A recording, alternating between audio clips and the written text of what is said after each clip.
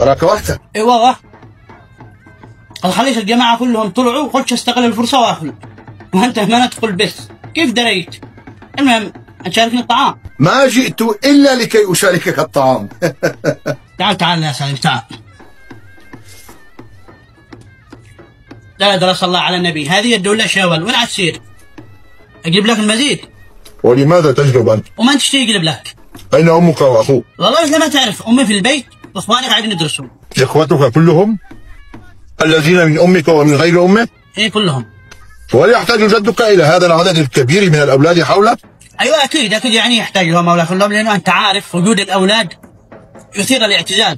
وجود الأولاد يثير الاعتزاز في الحرب وليس على موعد الطعام. لا لا حبيبي، ما فيش هذا في الحرب عندنا، هذا في زمان عهدكم يثير الاعتزاز في الحرب، أما الحين يثير الاعتزاز في الكرش. إذا الكرش مليان هذا يثير الاعتزاز. ناديهم كلهم. انتظر. هايك.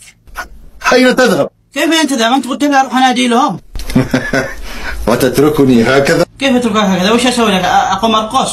ألا تعرف أن خالك يحب أن قل لي كذا من اول.